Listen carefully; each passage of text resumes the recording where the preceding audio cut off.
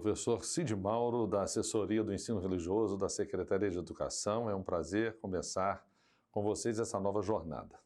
Você que está chegando no 7º ano, dos anos finais, a gente está preparando uma aula de praticamente revisão do que você viu no ano passado.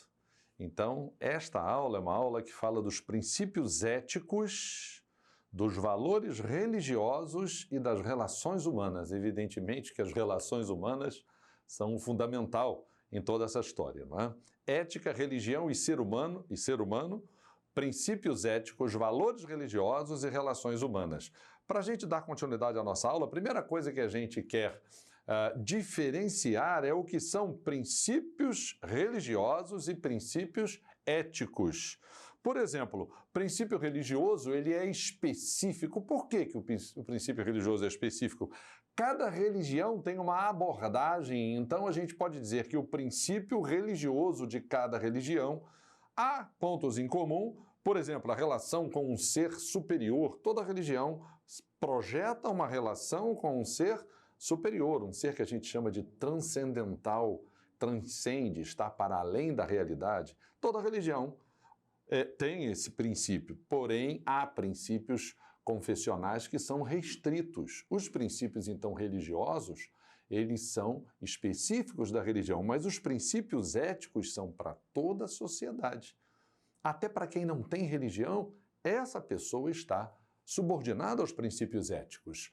Por exemplo, os princípios religiosos estão relacionados aos preceitos daquela religião. Por exemplo, você pode ter uma religião que escolhe um dia para guardar na semana, outra religião que escolhe o outro dia. Geralmente os cristãos guardam um domingo, mas há religiões que guardam um sábado. Então, os preceitos, os princípios religiosos variam de religião para religião. A religião que determina o modo de vestir, isso é questão específica dela.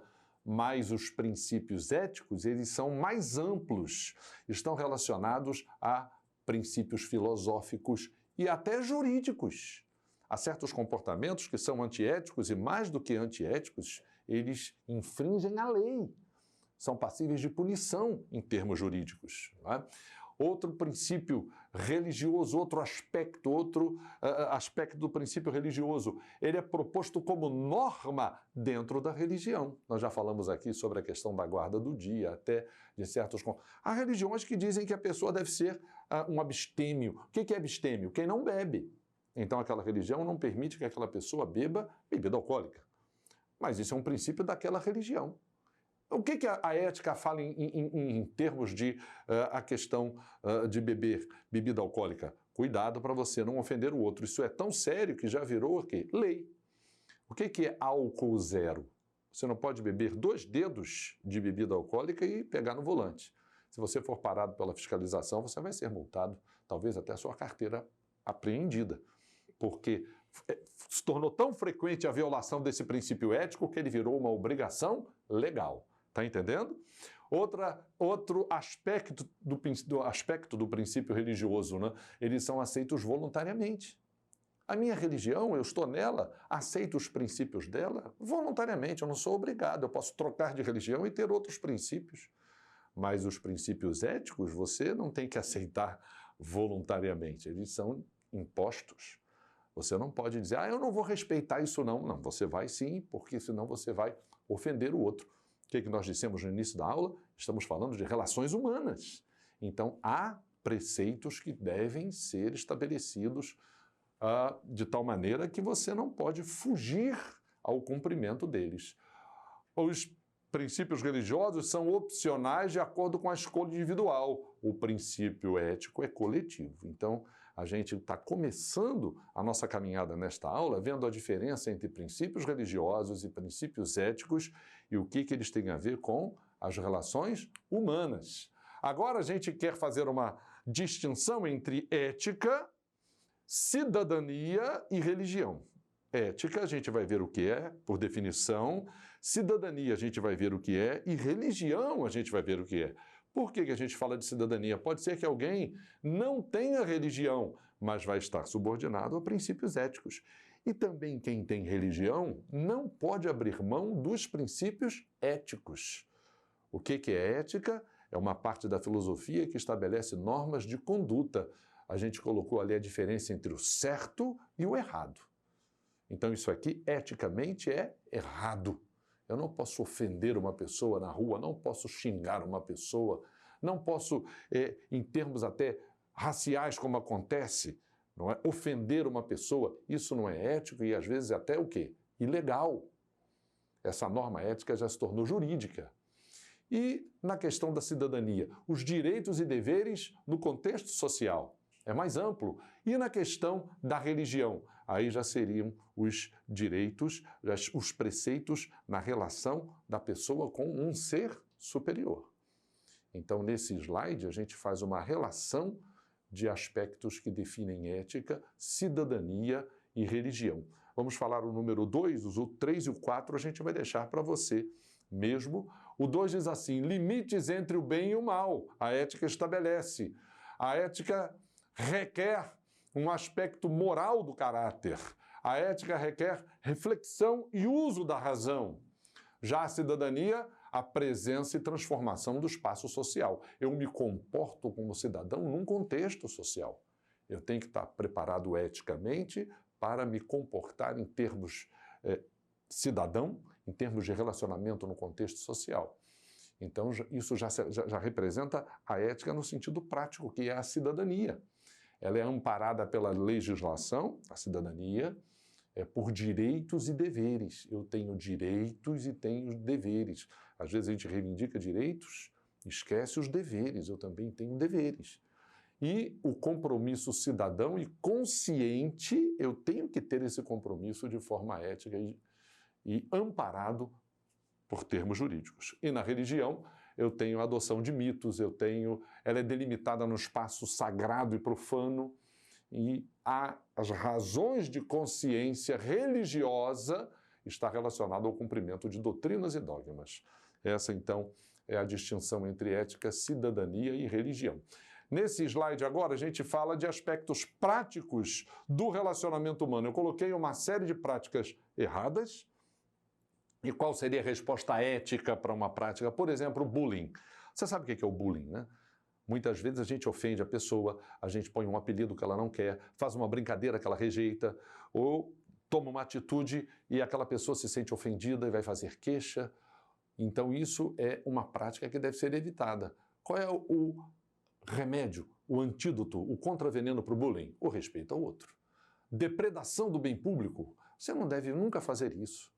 A escola, por exemplo, é um lugar para todos.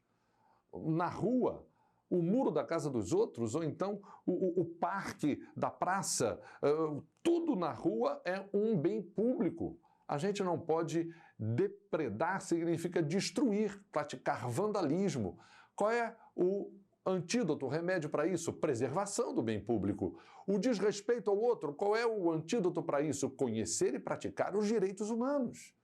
Não tem aquela máxima, eu não quero que ninguém faça para mim algo de ruim, então eu também não posso fazer para o outro. Faça para o outro aquilo que você gostaria de receber para você.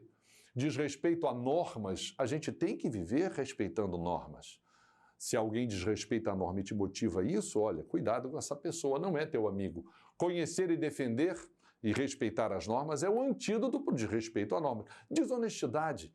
Infelizmente, a gente tem até maus exemplos de pessoas que deveriam exercer uma liderança e são desonestas.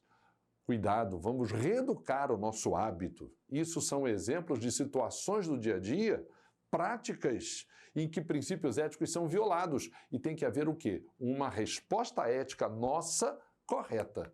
Não é? E aí eu coloquei aqui ética na escola. Como seria o comportamento ético na escola? Ética é um referencial para a nossa conduta. E qual é o papel da escola? Proporcionar um conjunto de práticas críticas e construtivas. Na escola eu aprendo a ser ético. Claro que eu trago da família isso, mas no relacionamento plural da escola eu vou aprender, eu vou me aperfeiçoar. De que modo a ética vai ser abordada na escola? Do comportamento padrão meu como aluno, meu como professor, na reflexão sobre as regras, aquilo que eu devo fazer ou não naquele contexto. Claro que na escola a gente brinca, na escola tem o intervalo entre as aulas, na escola tem a amizade, mas tem a hora do estudo, a hora da concentração, a hora do respeito, a hora da aplicação. O estudo é algo que, às vezes, requer o quê? A gente raciocinar, esforço individual. Então, a gente tem que respeitar isso. O que se espera do aluno? Um espírito investigativo. A escola existe para isso. Uma visão crítica, um aprendizado para a vida toda. A escola deve ser um lugar respeitado, desejado para isso, para um trabalho que significa o quê? O aprendizado. Não é? Tá aí, evolução do aprendizado e prática do comportamento ético. Na família, a família será sempre a base da sociedade, os pais precisam ser modelo de verdade, honestidade, respeito ao outro, reconhecimento dos erros e acertos. Os pais não são perfeitos. Então, até quando o pai erra, ele deve admitir isso e deve ser um modelo de alguém que se esforça sempre para acertar e é um exemplo para o seu filho. Então, a orientação ética para o contexto da escola, você traz uma experiência, você vai treinar uma experiência de igualdade naquele contexto, no lidar com a diversidade. A escola é mais diversa do que a nossa família. Há muitas famílias. A escola é a passagem do espaço da família individual, privado, para o espaço coletivo, que é o espaço da sociedade. E na escola, os valores da família são transformados em valores para a sociedade.